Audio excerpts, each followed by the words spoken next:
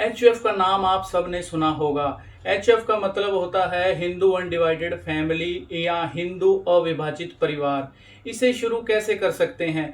क्या इसके अंदर आप कर्ता बन सकते हैं या सिर्फ आप मेंबर बने रहेंगे? क्या इसे शुरू करने के लिए पैतृक संपत्ति का होना जरूरी है या आप इसे खुद भी शुरू कर सकते हैं? कौन कौन एचयूएफ का कर्ता बन सकता है या कौन कौन मेंबर बन सकता है? कौन इसे शुरू कर सकता है और कौन एचयूएफ को शुरू नहीं कर सकता? क्या इसमें औरतों या बहू बेटियों को भी शामिल किया जा सकता है? और क्या बहू बेटियां भी एचयूएफ की कर्ता बन सकती हैं? या कौन सी कम्युनिटी या कौन सा समुदाय एचयूएफ में शामिल हो सकता है और कौन सा समुदाय एचयूएफ में शामिल नहीं हो सकता? और भारत में कौन सी कम्युनिटी एचयूएफ के कर्ता हो सकती है या कौन सी कम्युनिटी ही एचयूएफ को अपना सकती है या एचयूएफ का क्रिएशन कर सकती है? कौन सी कम्युनिटी एचयूएफ का क्रिएशन नहीं कर सकती? आज हम इसी बात पर चर्चा करने वाले हैं। क्या एचयूएफ के जरिए या एचयूएफ कर्ता एचयूएफ को लोन मिल सकता है या नहीं मिल सकता? क्या बैंक उसे लोन दे सकता है या प्रॉपर्टी मॉर्गेज कर सकता है जो एचयूएफ के नाम पर है? अगर आपने एक बार एचयूएफ क्रिएट कर लिया या एचयूएफ का क्रिएशन कर लिया, निर्माण कर लिया, तो आप कब उसे बंद कर सकते हैं या कब बंद नहीं होता? एक बार एचयूएफ का निर्माण करने पर या गठन करने पर क्या आप इसका विभाजन कर सकते हैं या इसे डिसॉल्व कर सकते हैं? एक बार एचयूएफ क्रिएशन करने पर या एचयूएफ का गठन करने पर उसके बाद आप इसे कब बंद कर सकते हैं या कब आप इसे बंद नहीं कर सकते? या कौन सी ऐसी सिचुएशन होती है जब आपको एचयूएफ क्रिएशन को बंद करना हो? कुछ लोगों का मानना ये भी है एचयूएफ एक टैक्स सेविंग स्कीम है, लेकिन दोस्तों एचयूएफ एक बहुत ही नायाब और बढ़िया कॉन्सेप्ट है जिसे समझने की ज़रूरत है, जिसमें आप अपनी अतिरिक्त आय पर लगने वाला अतिरिक्त टैक्स जो है उसे आप बचा सकते हैं। एचयूएफ के क्रिएशन से आप पर जो अतिरिक्त टैक्स भार आता है या आप जो अतिरिक्त टैक्स पे करते हैं या करने वाले हैं, आप उसे कम कर सकते हैं या आप ये कहिए उसे ख़त्म भी कर सकते हैं। एचयूएफ एक ऐसा कॉन्सेप्ट है जो परिवार के सभी सदस्यों को आपस में जोड़े रखता है, बांधे रखता है। सबसे पहले अब ये जान लें कि आप एचयूएफ को कौन क्रिएट कर सकता है, एचयूएफ का निर्माण कौन कर सकता है। जैसा कि नाम से ही पता चलता है कि इसका क्रिएशन मुख्य रूप से वही समुदाय कर पाएगा जो हिंदू समाज से जुड़ा हुआ होगा। जैसे कि हिंदू समाज से जुड़े हुए जितने भी लोग हैं वो एचयूएफ का क्रिएशन कर सकते हैं। बौद्ध समाज, जैन समाज, सिख समाज भी एचयूएफ का क्रिएशन कर सकता है। अब यहाँ पर एक बात बिल्कुल क्लियर हो जाती है कि मुस्लिम समाज के लोग या ईसाई और पारसी समाज के लोग एचयूएफ का क्रिएशन नहीं कर सकते। यानी कि ये कहो कि ये लोग एचयूएफ का या ये समाज एचयूएफ का लाभ नहीं ले सकता। आप जब भी अपने एचयूएफ क्रिएशन करेंगे तो एचयूएफ क्रिएशन करने से पहले आपको एक डीड तैयार करनी होगी। उस डीड के अंदर आप अपने परिवार के सभी सदस्यों के साथ साथ कर्ता का नाम शामिल करेंगे और उस डीड को आप तैयार करने के बाद उस डीड्स के माध्यम से आप अपना पैन कार्ड इशू करवाएंगे, जो पैन कार्ड एचयूएफ कर्ता के नाम से होगा। आप जब ये डीड तैयार कर लेते हैं तो उसके बाद आपको पैन कार्ड इशू करवाना होगा। इस डीड के माध्यम से जो पैन कार्ड आपके पास आएगा वो एचयूएफ कर्ता का होना चाहिए और एचयूएफ कर्ता उस पैन कार्ड पे लिखा होना चाहिए। आप कर्ता के पैन कार्ड के जरिए ही आप अपनी आईटीआर फाइल कर पाओगे और जब आपका ये पैन कार्ड आपके पास आ जाता है या आपका बन जाता है तब आप इस पैन कार्ड के ज़रिए आप एचयूएफ कर्ता का एक बैंक अकाउंट भी ओपन करवाएंगे और आप उसी बैंक अकाउंट के ज़रिए एचयूएफ कर्ता के सारे लेन देन करेंगे ताकि कानूनी विवादों से बचा जा सके। एचयूएफ में दो प्रकार के सदस्य होते हैं। एक वो जो पैतृक संपत्ति में जन्म से ही अपना अधिकार रखते हों, चाहे वह बेटा है या बेटी है, और दूसरे वो जो उस परिवार में जन्मे नहीं हैं लेकिन उस परिवार में शामिल होते हैं।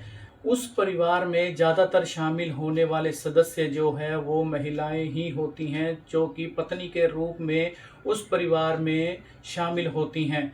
एचयूएफ में कर्ता को पर्सनर कहते हैं और ये को पर्सनर पूरे परिवार की सहमति के साथ लिखी हुई डीड के साथ ही ये कर्ता बन सकता है। अब कईयों के सवाल ये भी हैं, क्या एक औरत एचयूएफ कर्ता बन सकती है या नहीं? तो बता दें, हिंदू सक्सेशन अमेंडमेंट 2005 के बाद औरतों को मर्दों के बराबर अधिकार दिए गए हैं। एक औरत भी एचयूएफ कर्ता बन सकती है, क्योंकि इसमें साफ साफ लिखा गया है, साफ साफ इसमें कहा गया है कि एक जो सदस्य पुरुष होता है, जो उसके अधिकार होते हैं, उसके बराबर के अधिकार एक औरत को भी प्राप्त हैं और औरत चाहे तो एचयूएफ कर्ता भी बन सकती है। लेकिन यहाँ पर टर्म एंड कंडीशंस लागू होती हैं, वो थोड़ा सा पढ़ने वाली हैं, आप चाहें तो वो पढ़ सकते हैं। इस संशोधन के बाद औरतों बेटियों को भी आप एचयूएफ कर्ता बना सकते हैं, क्योंकि एचयूएफ कर्ता को अपनी संपत्ति और व्यापार को लेकर सभी तरह के निर्णय लेने का अधिकार होता है। अगर आप भी एचयूएफ का निर्माण करना चाहते हैं या एचयूएफ क्रिएट करना चाहते हैं तो 4-5 तरीकों के जरिए आप अपना एचयूएफ क्रिएट कर सकते हैं। अब कुछ लोग पैतृक संपत्ति को लेकर भी एचयूएफ क्रिएट करते हैं, एचयूएफ का गठन करते हैं और उस संपत्ति से होने वाली इनकम को कर्ता के रूप में वहन करते हैं।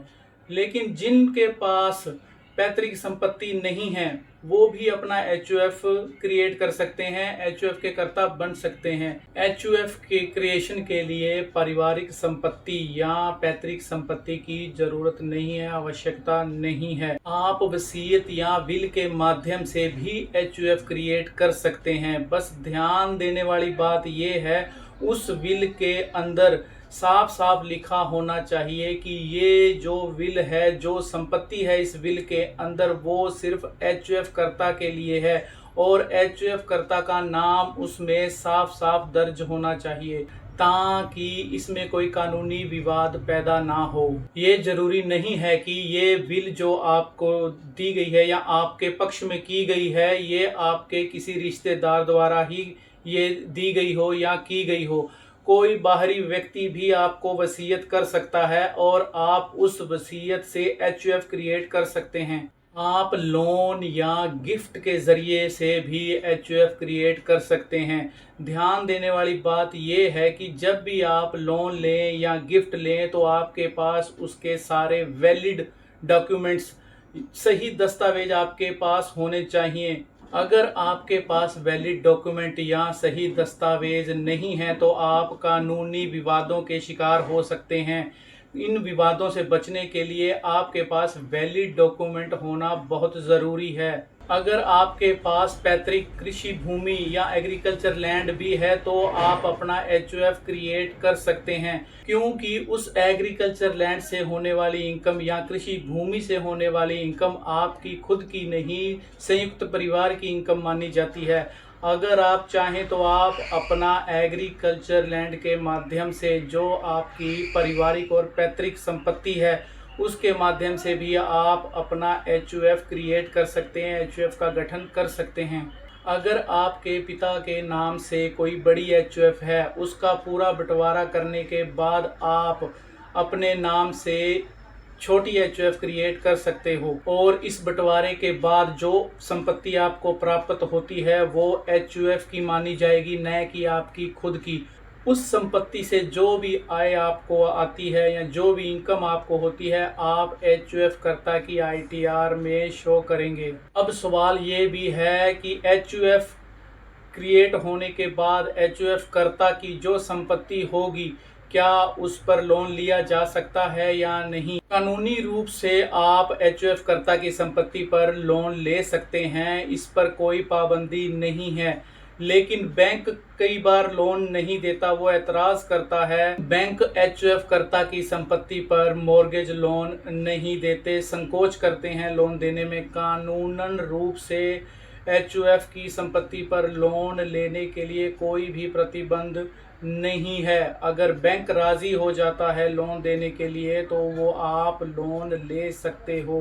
अब सवाल ये भी है, क्या आप अपनी एचयूएफ को क्लोज कर सकते हो, बंद कर सकते हो या खत्म कर सकते हो। एचयूएफ का जो कॉन्सेप्ट है वो कोई छोटा मोटा कॉन्सेप्ट नहीं है। आप इसे बंद नहीं कर सकते। यह कॉन्सेप्ट पीढ़ी दर पीढ़ी चलने वाला कॉन्सेप्ट है। एचयूएफ को क्लोज करने के लिए, एचयूएफ को बंद करने के लिए पूरे परिवार की सहमति चाहिए होगी। उसके बाद ही आप इसे बंद कर पाएंगे और इसके लिए डिसोल्यूशन डीड या आपको निष्क्रिय डीड जो है वो तैयार करनी होगी। उसके बाद ही आप इसे बंद कर पाएंगे।